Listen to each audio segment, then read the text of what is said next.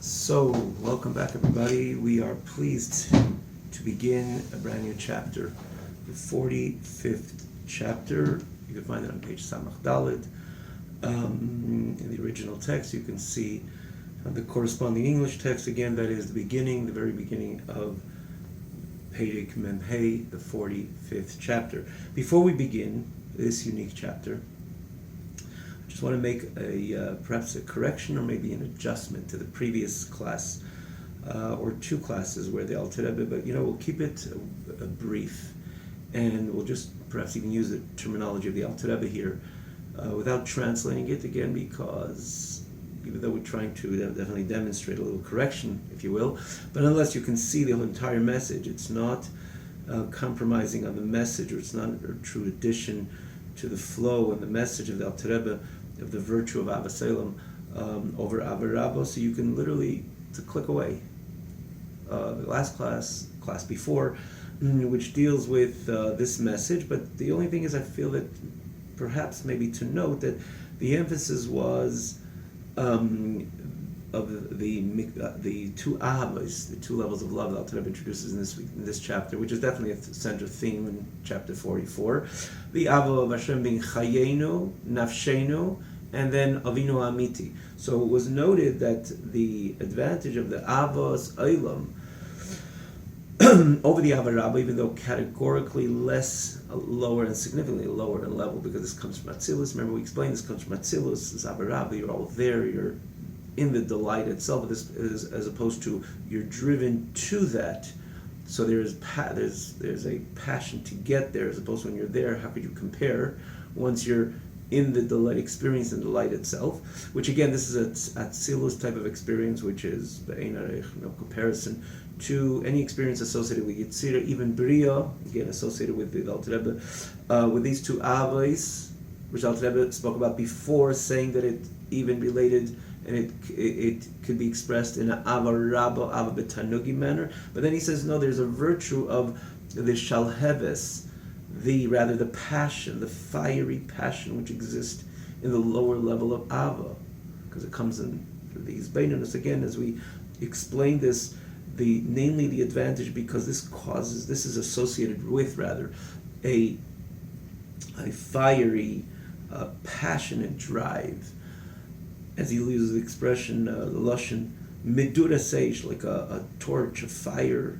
bonfire, which is flames shooting up to the sky at Shemaima, and namely the message that because there's a fire burning, so that looks after the Mayim Rabim. In other words, it's able to deal with the stormy waves and stormy waters which come our way as we find ourselves in Olam Hazeh, in this physical world, and we all know it. There's challenges, obstacles, and so on. So this takes care, because you're dealing with a fiery love, as opposed to Ava B'Tanugim, which is a pleasurable experience, being there already. So that, because of the fire, that soothes and deals with the tumultuous waters which come our way. Again, this is the message. So the center, I perhaps emphasize these two Avas that Alter Rebbe introduced, but it's possible, maybe even probable, Alter Rebbe is referring to this, which he noted in the 43rd chapter, of the great Ahava, which comes through his Beinonus, which is categorized Ahavas Olam, because it's about pondering on the greatness of HaKadosh Baruch Hu, the way the Eibishter relates to Olam, the Memala Kol Almin dynamics, Sevav Kol Almin, and again, this is all explained in detail and with translation and explanation in the 43rd chapter. And that's why it's called Ahavas Olam. It's because of his Beinonus of pondering, and the Olam, the Eibishter's Hashem's, being the Mahava Machayim Mekayim, which brings existence to life and energy invested in other words, into the worlds. Again, the Memala Kol Almin image or dynamic or Sevav Kol Almin, that establishes a fiery love to HaKadosh Baruch Hu. So categorically less than Ava Rabba, but it has that advantage. So while I believe we put more in the center of this latter message, the two Avos, Alter Rebbe noted in Perek Mem Dalet, but it could be that he's referring to the Perek Mem Gimel, because Ahavas Olam, again, the Beinonus and HaKadosh Baruch Hu's connection, or b'mahava mechayim mekayim olamais. Again, the seva kol almin, the mamal kol almin model, or the seva kol almin. That is so possible.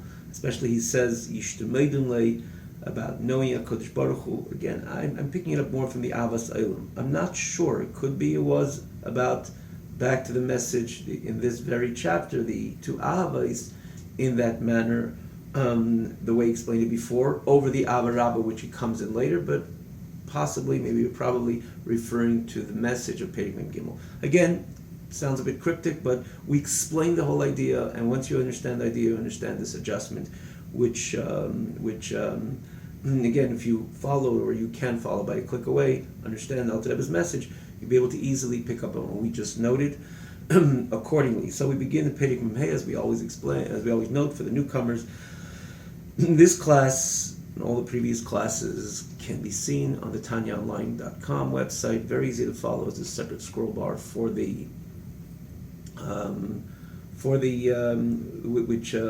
bar for the text, and also easy access to all the previous classes of the previous chapter, for that matter, from the very beginning of Tanya, which again, within the same format, easy to follow, because again, as the text is on a separate scroll bar. So again, TanyaOnline.com, we begin Perek Mem Hey. The 45th chapter, an additional straightforward way in a person's Avodas Hashem, lasik b'Torah mitzvos lishma, to occupy himself, the Yid, the Ish, the Yid, to occupy himself in learning Torah and doing mitzvahs lishman, for the sake of Torah mitzvahs, which is ultimately for the sake of Hashem, appreciating the core energy of HaKadosh Baruch Hu, the core essence of HaKadosh Baruch Hu embedded in Torah. Again, remember the Alter Rebbe in the fourth chapter, towards the end of the fourth chapter, explaining what does it mean Torah lishma. So you can look there. Also, click away. So to occupy a Yid, to occupy himself in Torah mitzvah lishman, for the sake of Torah and for the sake of mitzvahs. Al Yedei, there's another way, which is through the midah, through the character of Yaakov Avinu Alav Hashalom, our forefather Yaakov Alav Hashalom.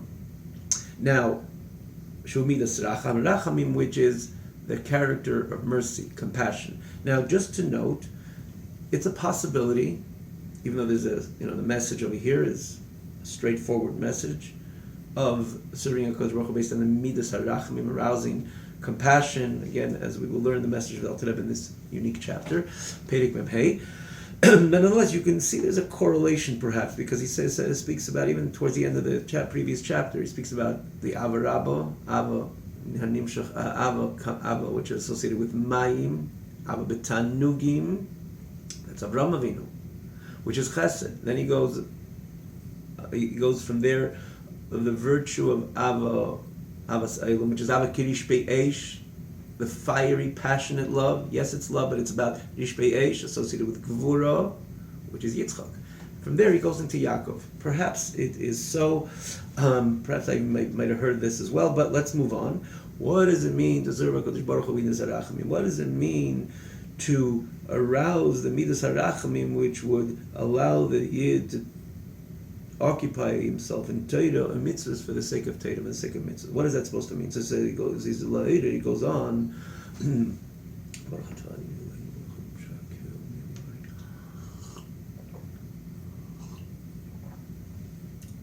So he goes on and he said, to arouse one thought, initially,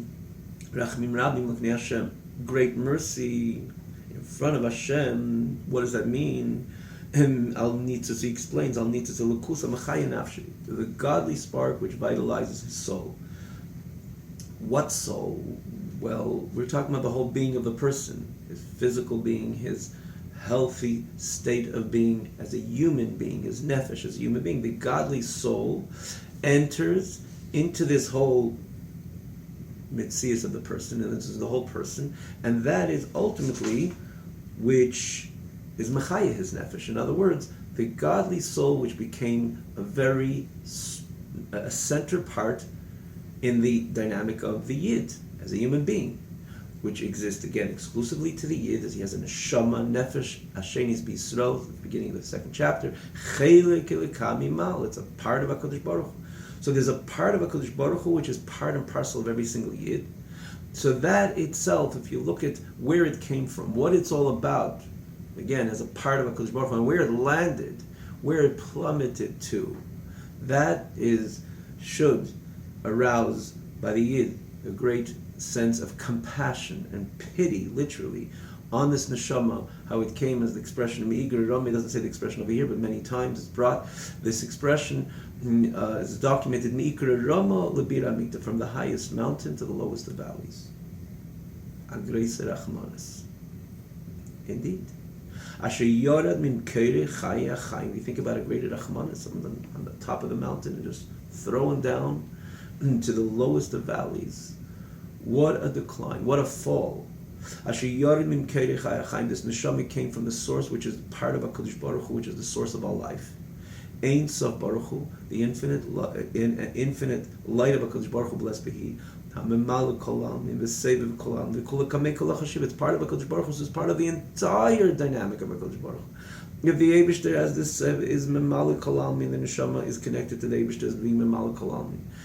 Because it's a chelik of the Kami Malka, it's part of HaKadosh Baruch Hu. The Eibishter is Seviv kol almin, the neshama has a connection to the Seviv kol almin dimension of HaKadosh Baruch Hu, and then beyond that is Kula kamei kol hachashiv. Now, I will just say that it's perhaps not fair to take the time to explain this line. Memaleh kol almin, Seviv kol almin, Kula kamei kol hachashiv. We had it before.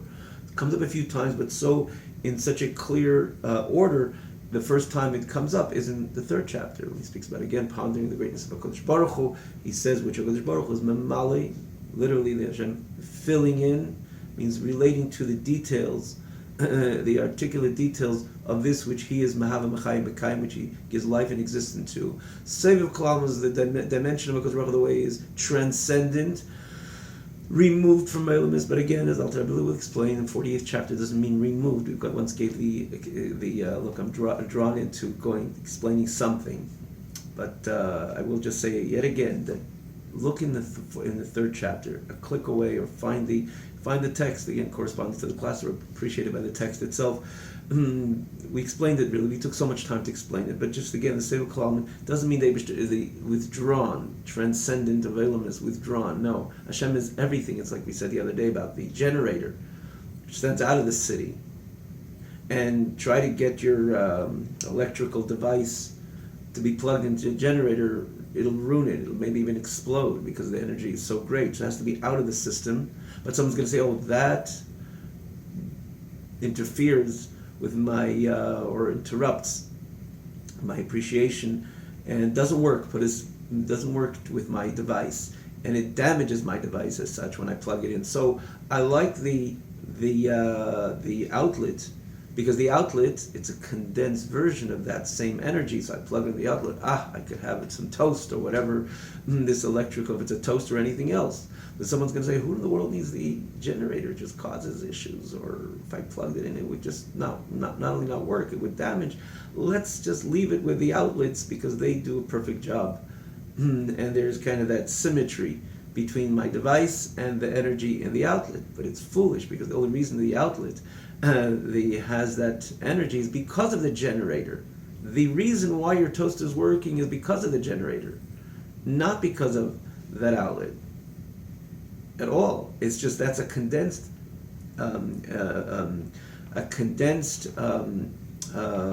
form of that same energy, but it's the energy of the generator which is causing all your electrical devices to work. Similarly, when we say, Hashem says it's not Seviv Kol Almin, Hashem surrounding and looking from above, it is the energy of everything, but it's not mitlabesh. It doesn't invest like the Memaleh Kol Almin dynamic. So again, look there. It's worth it. I mean, to say just it's not kind of fair maybe to again take all the time when we want to go further. We're limited with time, and we'd like to move on with the text. And then there's beyond that, Kula Kamei Kol Hachashiv, as we explained that, and we say Seviv Kol Almin, Hashem is withdrawn from Eilamis. You're negating Eilamis. You're negating worlds from this level of Seviv. When you negate something, it shows that you're connected to it one way or another, right? We never say man is taller than an ant. The two people, we say one is taller than the other because there's a certain comparability over here between the two, and then you say this is taller, greater, and so on. So too, when you say Seviv Kol Almin, It's not about the core essence of HaKadosh Baruch Hu, because the Eibishter is beyond even a connection to Almin, who he is for himself, by himself. And this is the Kula Kamei Kilo Chashiv, everything in the face of HaKadosh Baruch Hu is completely insignificant, is who the Eibishter himself. Again, third chapter, pretty much in the center of the chapter. So this neshama comes from the Eibishter, which is again the Ein Sof himself, blessed be he. And where did it end up? It ended up in the, literally translated, skin of the snake, which is the body dynamic and the animal soul dynamic, the inclination to stuff which is not necessarily holy, as we all know it. And it says as it's brought, that this is all that inclination to this which is not holy, or things which are not particularly holy or even unholy, comes from the this snake, the original snake, which represented klipa, tuma, impurity, as known, which persuade other mechava to sin, etc. But as it said, it infused in chava a part of its own negative energy, and therefore every one of Chava's offsprings have that part of that snake, which is again that inherent impurity, if you will. And this is what we look after, to uproot it, to refine it. Again, a person goes through navigates an entire life in order to deal with that, which is Nefesh Bahamis, his body. In other words, they should themselves be primarily subdued, not able to express those negative desires, but namely to be transformed. This is the mandate of a Yid, Alei Adamis, in this world. But this is the dynamic of the body, the bodily reality. And again, coming from then, that's why it's mashcha, the body is categorized as mashcha de chavya, the skin of the snake. Now one day, hopefully, everything will change. It will be through our Maseinu, Avidaseinu, our service, our doings throughout the 3,300 years of Galus, and everything will be transformed, even the snake. It says the snake will be one day a shamash godel, a great server, so to say, to serve the purpose of God, godliness, and his fellow Yidden, and so on. Because everything will be transformed. As Hashem will eradicate every detail, every tiny, even the smallest levels of impurity, and certainly the grandest, disturbing energies of impurity, and therefore, Malad Deis Hashem, the entire world will be filled with the knowledge of HaKadosh Baruch Hu. Everything will be elevated and sublimated, and so on, even the snake.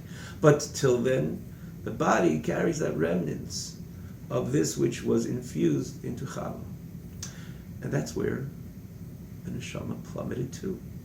God, part of God, to a body which is mashcha de chavya. And where is it? In Elam Hazeh, physical world, which is so distant from the reality of HaKadosh Baruch Hu. In other words, a world which does not only not demonstrate the oneness of HaKadosh Baruch Hu, as Alter Rebbe explains, right, so clearly in the 36th chapter, a world which says, Ani v'af, it's the antithesis on the surface, naturally. The purpose of the Yid to scratch away that surface and megala, to reveal the Hinei Milvade within exist in Be'etzim, truly, inherently in the Eilim itself, because there's nothing independent of HaKadosh Baruch Hu. That's our service, to reveal, to extract the emes, which is embedded in Eilim. But on the surface, the world says, Ani v'af, it's the mere antithesis of the oneness, again, the Achdus Hashem, the oneness of HaKadosh Baruch Hu. It's about multiplicity, and more so again, as the Alter Rebbe elaborates on this in the 36th chapter, and that's what it says, this Mashcha Dechavi, which is Rochik Me'pnei HaMelech, which is so distant, again, the vast, the grand plummet from a neshama, which is part of HaKadosh Baruch Hu, into an area which is Rochik Me'pnei HaMelech, which is so distant from the light of the face of the King of HaKadosh Baruch Hu. And how distant? With the ultimate distance, very, the betachlis means the ultimate distance. You can't get lower. As Dr. Rebbe mentions a number of times, this is an Eilam Hazeh ein tachton l'mata imenu. There's nothing lower in level than this world. Betachlis haherchik, the ultimate distance, because Eilam Hazeh tachlis haklipas hagasis. This world is categorized. Dr. Rebbe brings it the first time, I believe, in the 6th chapter. The world, this Eilam Hazeh, this physical world, is the ultimate domain of klipas, which means impurity. Hagasis, most crass and gross klipas. This is what Eilam Hazeh is all about. We have to explain? I don't think so, right? This is where the Greis Rachmanis, which is on this neshama, and ended up in this abyss. This is even before man contributed to this galus. Much more so, how much more so when we take note how much we added many, many more layers over this, in this context of this richuk, of this distance, of the Pnei HaMelech, the face of the King of Hashem, via our iniquities, our violations. And a person pays attention with sincerity, and he remembers and all his actions, the dibur of all his speech, machshavos of all his thoughts. From the day he came around, which are no good, if we're only honest. So additional to the great Rachmanis, the mercy, the great compassion on this neshama, the great, real, true Rachmanis and neshama, which came from HaKadosh Baruch Hu, which is part of HaKadosh Baruch Hu, and was plummeted into the abyss, in other words, into the state of El Mazeh, Moshcha Dechavia, skin of the snake, place which is B'tachlis HaHerchak, the ultimate distance from HaKadosh Baruch Hu, the Pnei HaMelech, the face of HaKadosh Baruch Hu. There's so much more than that. We contributed to this distance, to this separation, if you will, through our actions, our speech, and our thought. Umelech osu barhotim, and the king is tied up, restricted, restrained, barhotim. He was kind of in the impetuous flow. And this he refers to more machshava, of thought, as he says, melech, umelech, in the impetuous flow of our brain, meaning to say our thoughts. Now here the Alter Rebbe is definitely alluding to the impurity which exists within the thought of a person, in other words, which shouldn't exist, but unfortunately perhaps did. Let's use it, put it that way. And even though this is a world of Maisa, a world of action, and accountability in this world is more on what we do, even what we speak, because this is Elam HaMaisa. Someone thinks about harming another person, not a good idea. It's not good. And even though that's not the classic violation in thought, but just to appreciate the Elam HaMaisa idea that he does something, he executes something, then he's accountable. In other words, then he is punished, and so on and so forth. That's where the difference is made, and that's why a significant majority of our Torah mitzvahs is with Maisa, with action.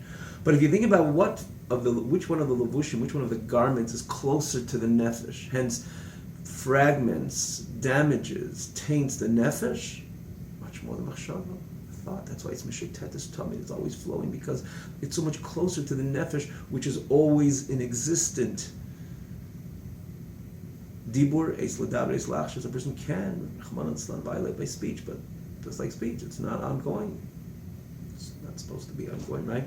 There's eis ladaber, eis lachshas, talk, and a person's silent. So, as opposed to certainly when it comes to action, when it comes to thought, it's mishetetes tamid is always flowing because again, it's so much closer to the nefesh. And when the machshava is impure, there's a compromise on the machshava and the thought of the person, meaning there's a compromise in his relationship with the Kodesh Baruch Hu when he taints, when he violates this which Hashem demand from the Yid to keep his thoughts, his eyes, his ears, his thoughts pure. Obviously, it's a one bundle, as we can all appreciate. It's brought also, but we don't need to explain. It's it's bundled together. As the Torah says, it's not something far-fetched. We have